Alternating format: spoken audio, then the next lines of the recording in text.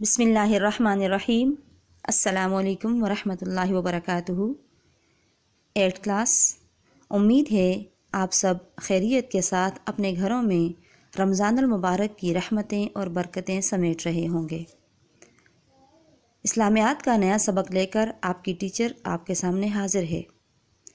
آج کا ہمارا نیا سبق ہے اخلاص و تقوی۔ سب سے پہلے ہم سمجھیں گے اخلاص اور تقوی کا لغوی اور اصطلاحی معنی۔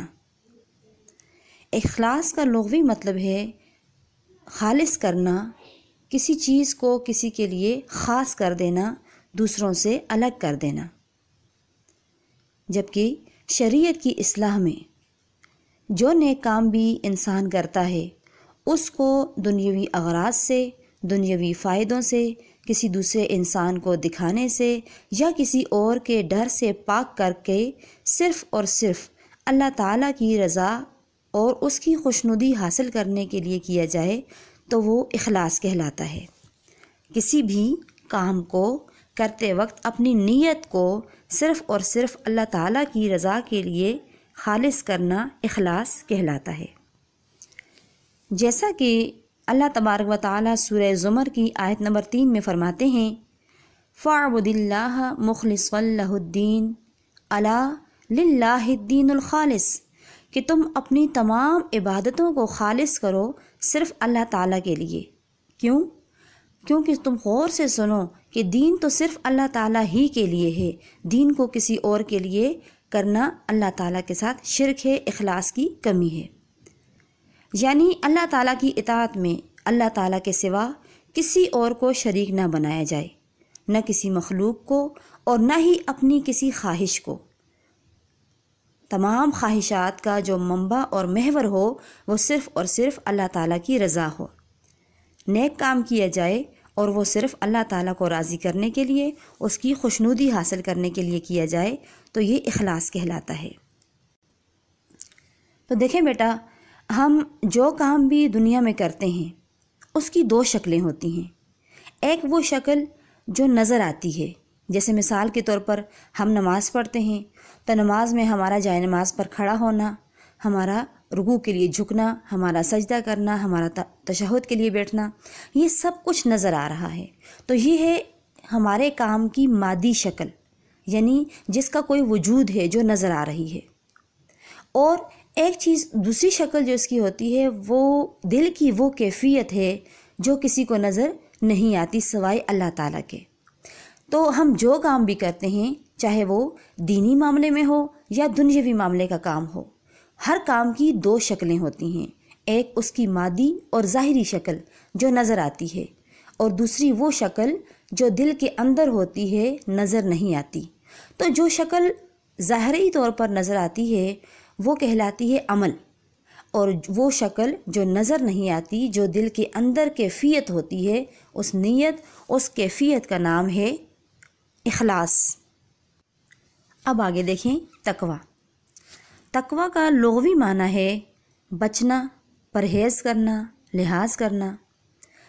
لیکن شریعت کی اصطلاح میں تقوی دل کی اس کیفیت کا نام ہے جس کیفیت میں انسان اللہ تعالیٰ کو ہمیشہ ہمیشہ ہر جگہ حاضر ناظر ہونے کا یقین رکھتا ہے، اور جو کام بھی کرتا ہے اس کام میں وہ سوچتا ہے کہ یہاں میرے رب کا کیا حکم ہے میرے لیے، اور ہر کام کو کرتے وقت وہ اپنے سامنے اپنے رب کی رضا اور اپنے رب کے احکام کو مد نظر رکھتے ہوئے اس کام کو کرتا ہے۔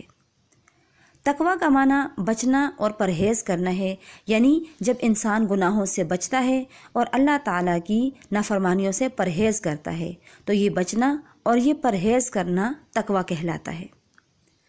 یہ تقوی کا وہ معنی ہے جو ہر جگہ پر لکھا ہوتا ہے، لیکن تقوی کا ایک خاص مطلب، تقوی کا خاص معنی، تقوی یہ نہیں ہے کہ انسان سارا دن عبادات میں مشغول رہے، تقوی یہ نہیں ہے کہ انسان ہر وقت ذکر و اذکار میں مشغول رہے، بلکہ تقوی یہ ہے کہ انسان جس کام کو بھی کرنے کا ارادہ کرے، اس کام کو کرتے وقت وہ یہ سوچے کہ میرے اللہ نے اور اللہ تعالیٰ کے رسول صلی اللہ علیہ وآلہ وسلم نے اس کام کے بارے میں ہمیں کیا حکم دیا۔ پھر وہ اس کام کو کرتے وقت اللہ تعالیٰ کی رضا اور اس کے رسول صلی اللہ علیہ وآلہ وسلم کے احکامات کو مد نظر رکھ کر وہ کام کرے گا تو یہ تقویٰ کہلاتا ہے۔ یعنی تقویٰ کا مطلب ہے تمام اوامر کا ارتکاب اور تمام نواہی سے اجتناب۔ اوامر امر کی جمع ہے کہ جن جن کاموں کا اللہ تعالیٰ اور اس کے رسول صلی اللہ علیہ وآلہ وسلم نے حکم دیا، ان تمام اوامر پر عمل کرنا تقویٰ کہلاتا ہے۔ اسی طرح نواہی سے اجتناب، نواہی کا مطلب ہے منع شدہ کام، یعنی جن جن کاموں سے اللہ تعالیٰ اور اس کے رسول صلی اللہ علیہ وآلہ وسلم نے ہمیں منع فرمایا، ان کاموں سے رک جانا، ان کاموں سے اپنے آپ کو بچانا تقویٰ کہلاتا ہے۔ اب دیکھنا یہ ہے کہ تقویٰ کہاں ہوتا ہے، کیسے نظر آتا ہے۔ تو تقویٰ کا تعلق دل سے ہے، جیسا کہ نبی اکرم صلی اللہ علیہ وآلہ وسلم نے فرمایا التقویٰ ہا ہنا، اور ہا ہنا کہتے ہوئے آپ صلی اللہ علیہ وآلہ وسلم نے اپنے قلب مبارک کی طرف اشارہ کیا، کیونکہ دل ہی وہ جگہ ہے جہاں سے جذبات امڑتے ہیں، جہاں سے خیالات پیدا ہوتے ہیں۔ تو جب دل میں تقویٰ ہوگا، اللہ تعالیٰ اور اس کے رسول صلی اللہ علیہ وآلہ وسلم کا خوف ہوگا، ان کے بتائے ہوئے کاموں کو نہ کرنے کا ڈر ہوگا، تو تقویٰ پیدا ہو جائے گا۔ اس لیے فرمایا کہ تقویٰ دل میں ہوتا ہے۔ تقویٰ دل کی کیفیت کا نام ہے، جس کیفیت سے انسان تمام اعمال سرزد ہوتے ہیں انسان سے۔ یہ تھا ہمارا آج کا سبق۔ اب آپ نے اس پورے سبق کو اپنی کتاب سے دھیان سے پڑھنا ہے، اور پھر سبق کے آخر میں دیے گئے مختصر سوالات کے جوابات اپنی کاپی پر لکھنے ہیں۔ اسی طرح سبق کے آخر میں دی گئی خالی جگہوں کو کتاب پر ہی پر کر کے آپ نے اپنی واٹس ایپ کلاس میں بھیج دینا ہے۔ اللہ تعالیٰ آپ سب کا حامی و ناصر ہو۔ وآخر دعوانا ان الحمد للہ رب العالمین۔ دعاؤں کی درخواست کے ساتھ اللہ حافظ۔